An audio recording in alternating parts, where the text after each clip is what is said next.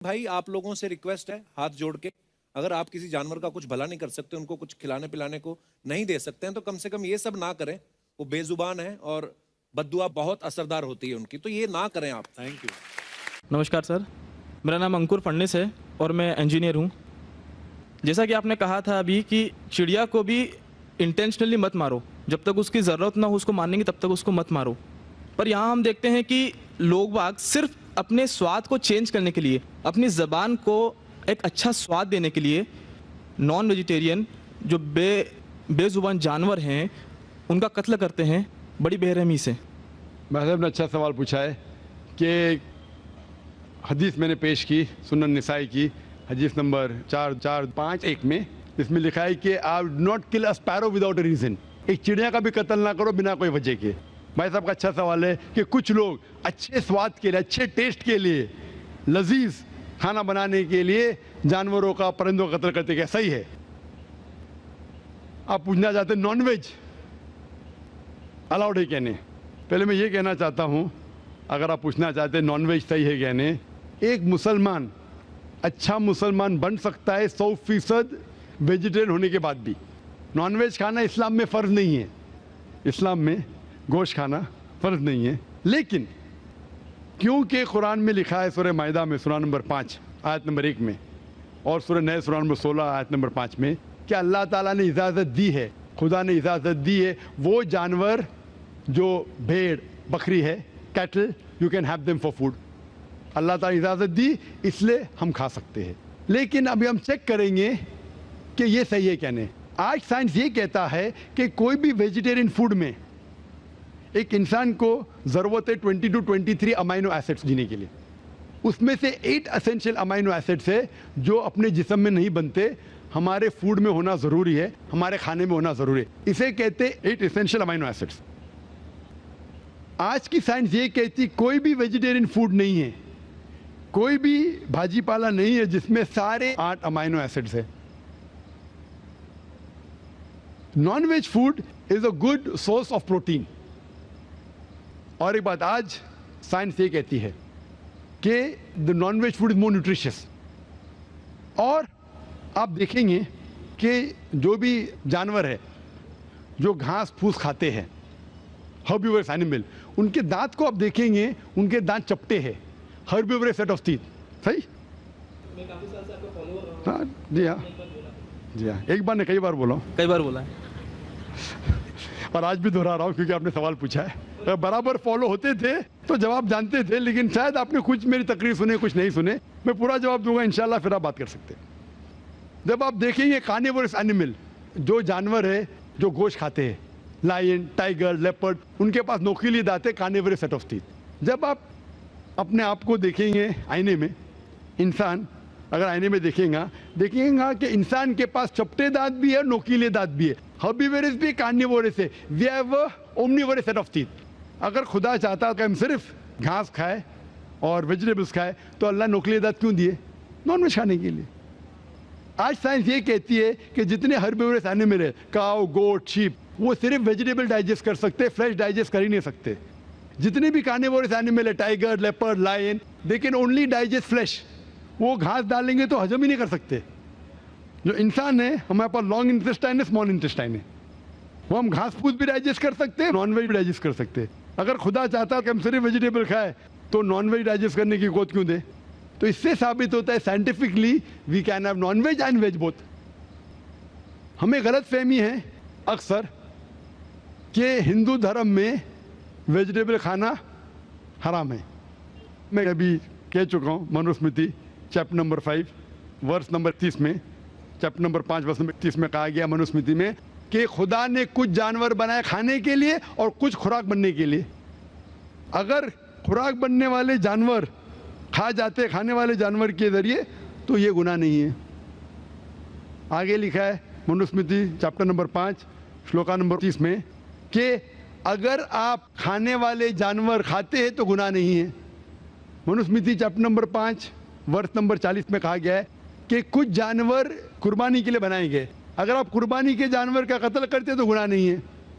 अगर आप पढ़ेंगे महाभारत अनुशासन पर्व चैप्टर नंबर 88 में, उसके अंदर युधिष्ठिर पांडव के बड़े भाई, वो बीच में से पूछते हैं कि हमारे जो पुरखे एंसेस्टर्स जो मर गए उनको सुकून पहुंचाने के लिए हम यज्ञ में पूजा में क्या दे। तो भीष्म कहता है अगर आप भाजी पाला देंगे तो हमारे बाप दादा 1 महीने के लिए संतुष्ट रहेंगे, अगर आप मछली देंगे 2 महीना, अगर गोश्त देंगे 3 महीना, अगर आप रैबिट खरगोश देंगे 4 महीना, अगर बकरी देंगे तो 5 महीना, अगर आप सुअर देंगे 6 महीना, अगर आप परिंदे देंगे 7 महीना, अगर डियर देंगे हिरन 8 महीना। और ये पूरा मेन्यू है, लंबा मेन्यू है। अगर आप बफेलो देंगे बफेलो तो 11 महीना, अगर आप गाय ज़बह करेंगे 1 साल तक आपके दादा परदादा संतुष्ट रहेंगे। 1 साल। कौन कहता है? भीष्म युधिष्ठिर से महाभारत में अनुशासन पर्व चैप्टर नंबर 88 में पूरा मेन्यू है। वेद में कई जगह लिखा है कि साधु संत गोश्त खाते थे, गाय भी खाते थे। तो इससे यह मालूम पड़ता है कि हिंदू धर्म में गोश्त खाने की ममानियत नहीं है। लेकिन कुछ मजहब है जो कहते हैं कि भाई जीवित को नहीं मानना चाहिए, मिसाल के तौर पे जैनिज्म एक्सेट्रा, और वो ये प्रचार करते हैं कि कोई भी जानवर का कत्ल नहीं करना चाहिए, इसीलिए गोश्त खाना हराम है।